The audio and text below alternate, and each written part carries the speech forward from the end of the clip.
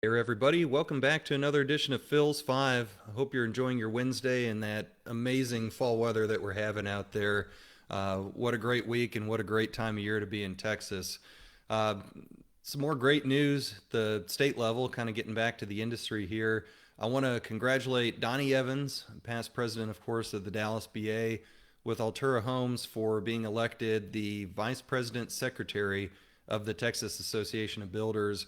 He will be serving alongside Susan Wright from San Antonio, who is TAB's first female president. Congratulations to her on that milestone, as well as Big Gene from Abilene. Gene Lathrop is the first vice president of TAB, so really great officer slate. And that transitions to the second item that I had, just a quick recap of the TAB meetings. It was great to see everybody, even though they were socially distanced, at the meetings in Austin last week. We started to work on our legislative priorities and just tried to look at what the Capitol is going to be, the dynamic there, including just how much access we're going to have to that building. I can guarantee you that Rally Day in February is going to look a lot different than Rally Days past, but we're still going to deliver that message. It's still as important as ever. In fact, probably more important than ever that we get that across to our area elected officials. So stay tuned for some more details on that really soon after the start of the year. Also, a little closer to home here, a little update on Dallas permitting. I told you all when I started writing articles about this issue that it wasn't going to be easy. Nothing, especially with the city of Dallas, ever seems to be in terms of making the administrative and institutional change that we need to, and this is no exception. You look on the city's website, and there's still a 9 to 10 week turnaround window for permits, and that's if you have a perfect application. I've written plenty of times about how that application can be imperfect, not because of you, but because of the system. So, what we're going to have to do here is be a little bit more visible on this subject. I'm hoping to get a little bit more media exposure in the next few weeks about the fact that this issue persists, the fact that that timeline is not at all acceptable. I have had in a few circumstances some success where you're able to get your builders are able to get their homeowners involved, and we're able to connect them to council members where they can voice their discontent with the process and the fact that constituents of these council members are not seeing their projects done, not seeing their homes finished. That's impacted many holiday plans, and also at a time where being at home is really important in this pandemic.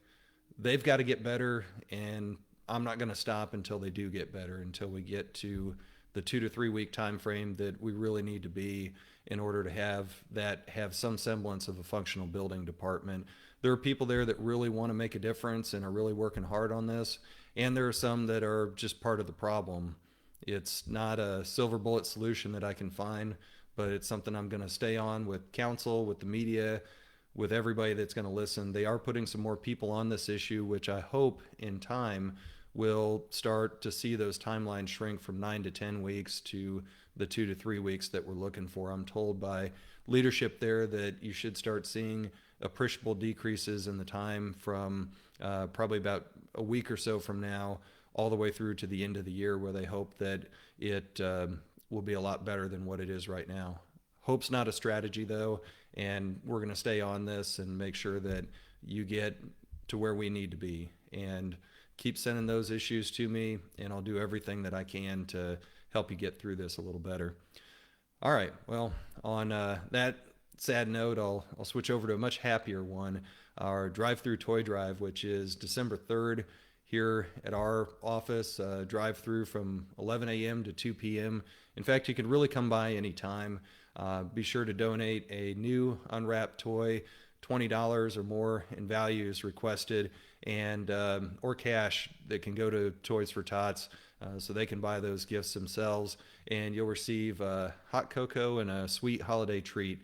This has been a tough year for a lot of families out there, and there are a lot of people who really deserve a holiday that aren't going to get one unless we come forth and have some generosity. This industry has been really blessed this year, but as you know, there's a lot of haves and have-nots out there in our economy, especially the kids who, really, regardless of circumstances, deserve to have a good Christmas. Let's try to help them out and we'll do it on December 3rd. Last but not least, I've got an article that I'm working on that's going to talk about just where we're going with our events at the Dallas BA. Certainly, I get asked that quite a bit. Where we sit right now, and we're going to put this on our website, and where our board has had us at phase 2. I guess everybody's got to have a phase. We're doing outdoor events like we had the golf tournament. We have some smaller committees and classes, 10 and less, meeting offsite, of course, following those venue guidelines if they're indoors. And then next year, I'm hoping that our after hours can kind of morph into a open house for those of you who have a showroom or facility that you're comfortable in opening.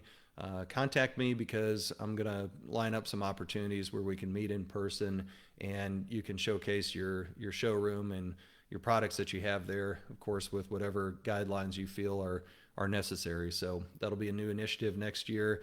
And I hope is we saw some great vaccine news over the last week or so, that we've got some sort of clarity and some sort of certainty on when life's going to get a lot more back to normal.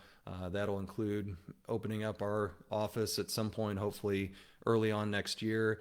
And, in the meantime, just stay safe and be vigilant out there. Remember, we've got lots and lots of hand sanitizer at $10 a gallon here at our office, and we'll be happy to help hook up your holiday gathering and your business with that. So I probably won't shoot one of these next week, but I'll see you after Thanksgiving. And again, I hope you and your family have a very happy and safe Thanksgiving. We'll talk to you here in a couple weeks. Bye.